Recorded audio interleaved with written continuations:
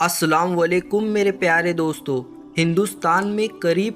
100 کروڑ ہندو آبادی رہتی ہے، تو آج ہم جانیں گے کہ ہندو کس نبی کی امت ہے۔ پیارے دوستو، قرآن کریم میں اللہ تعالیٰ فرماتا ہے کہ ہم نے ہر قوم کے اندر نبی اور ڈر سنانے والا بھیجا ہے، اور پھر حدیث مبارکہ سے ہمیں یہ بھی پتہ چلتا ہے کہ پوری دنیا کی ہر قوم اور ہر ایک جگہ جہاں انسانیت آباد تھی وہاں 1,24,000 پیغمبر بھیجے گئے، لیکن ان میں سے صرف 25 پیغمبر کا ہی ذکر ملتا ہے، کیونکہ اگر ان سب کے نام، زندگی اور قوموں کے حالات بیان ہوتے تو پھر قرآن عبرت کی کتاب کی بجائے تاریخ کی کتاب زیادہ معلوم ہوتی۔ شاید اسی لیے ان کا ذکر کرنا ضروری نہیں تھا، مگر آج ہندو مذہب کے ماننے والے لوگوں کا دعویٰ ہے کہ ان کا ہندو مذہب مسلمانوں کی تاریخ سے بھی ہزاروں سال پرانا ہے،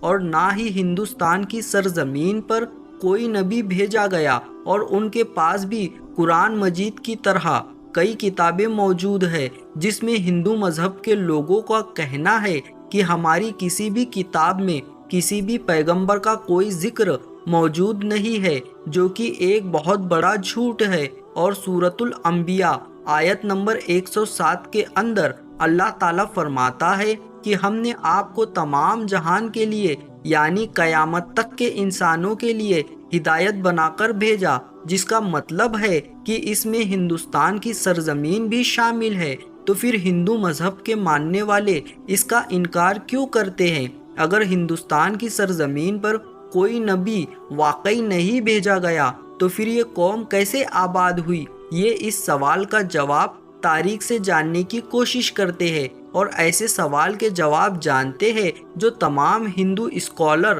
دنیا سے چھپاتے ہیں۔ ہندو مذہب کے ماننے والے لوگوں کا دعویٰ ہے کہ یہ دنیا کا سب سے پرانا مذہب ہے، اتنا پرانا کہ جب اسلام یا مسلمان کا لفظ کا وجود تک موجود نہیں تھا، جو کہ صحیح بھی ہے، کیونکہ کفر اور شرک کی شروعات تو اسی دن سے ہو گئی تھی جب حضرت آدم علیہ السلام کے بیٹے قابیل نے حابیل کو قتل کیا تھا، اور ان سے الگ ہو کر کفر اور شرک کے اندر مبتلا ہو گیا تھا۔ اور اتہاس اس بات کا بھی گواہ ہے کہ حضرت ابراہیم علیہ السلام کی قوم بھی بت پرست تھی، اور اس بات سے بھی واقف ہے کہ حضرت موسیٰ علیہ السلام کی قوم نے بھی ایک وقت پر سونے کے بچڑے کی عبادت شروع کر دی تھی، یہاں تک کہ حضرت محمد مصطفیٰ صلی اللہ علیہ وسلم کے اعلان نبوت سے پہلے کعبے کے اندر بھی 360 مورتیاں موجود تھی، جنہیں مکہ فتح کرنے کے وقت صحابہ کرام نے توڑ کر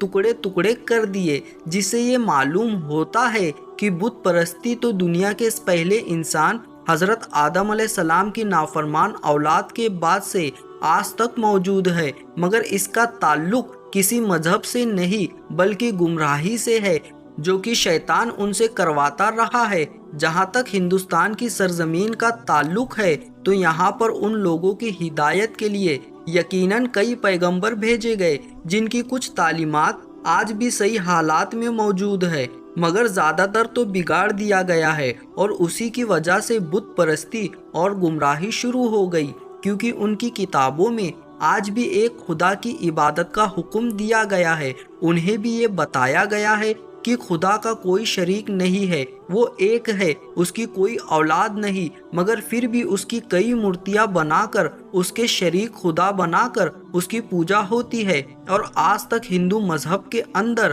چھوٹے بڑے ملا کر 36 کروڑ دیوی دیوتا مانے جاتے ہیں، یا یوں کہے کہ آج تک 36 کروڑ بت بنائے جا چکے ہیں۔ ہندو اسکالرز کا یہ دعویٰ ہے کہ اسلام کی شروعات آج سے 1400 سال پہلے ہوئی، اور ہندو مذہب دنیا کا سب سے پرانا مذہب ہے، اسی لیے اسلام کا ہندوستان کی سرزمین سے کوئی تعلق نہیں، مگر یہ کم عقل اس بات کو نہیں جانتے کہ دنیا کا پہلا پیغمبر ہی ہندوستان کی سرزمین پر اتارا گیا تھا۔ پہلا پیغمبر ہی کیا، تو اس دنیا کے پہلے انسان بھی تھے، جی ہاں، اور وہ ہے حضرت آدم علیہ السلام۔ آپ علیہ السلام کو دنیا میں اس وقت ہندوستان کی سرزمین شری لنکا کی پہاڑی پر اتارا گیا تھا جہاں آج بھی ان کے قدم کے نشان موجود ہے، یعنی اس سرزمین پر پہلا قدم ہی ایک مسلمان پیغمبر نے رکھا تھا، جس کا مطلب صاف ہے کہ اسلام کی شروعات عرب ملک سے نہیں بلکہ ہندوستان سے ہوئی،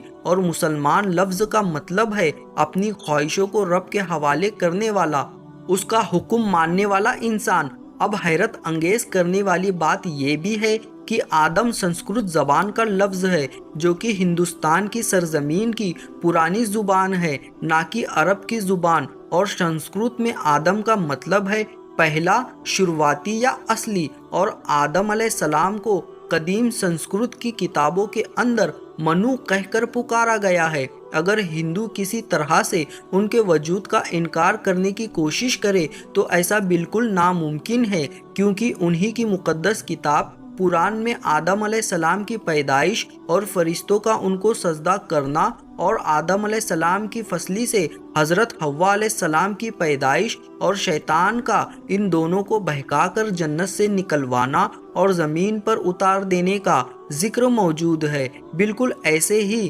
جیسے قرآن پاک کی سورہ بقرہ میں اور اسی طرح انجیل میں بھی آپ کا ذکر کیا گیا ہے۔ اس کا مطلب اگر ان تینوں دنیا کی سب سے بڑی نایاب کتابوں کے اندر ایک جیسی چیزیں موجود ہے تو ان کا سورس بھی ایک ہی ہونا چاہیے، یعنی ایک خدا۔ اور ایک خاص بات یہ ہے کہ شری لنکا کی سرزمین سے ہندوستان کی سرزمین کو جوڑنے کے لیے قدرتی پل آج بھی ہزاروں سال سے پانی کے درمیان موجود ہے، جس کا بننا کوئی اتفاق نہیں۔ اب سب سے اہم سوال یہ ہے کہ ہندوستان کی سرزمین پر جس بھی پیغمبر کو بھیجا گیا ہوگا، کیا اس کے بارے میں ہمیں تاریخ میں کچھ ثبوت ملتے ہیں؟ مگر سب سے پہلے تو یہ بات ہے کہ ہندو نام کا کوئی مذہب تاریخ کے اندر کہیں پر بھی موجود نہیں ہے، اور نہ ہی ہندو مذہب کی کسی کتابوں میں، اور نہ ہی کوئی اور آسمانی کتاب میں، مثلاً تورات، زبور اور انجیل کے اندر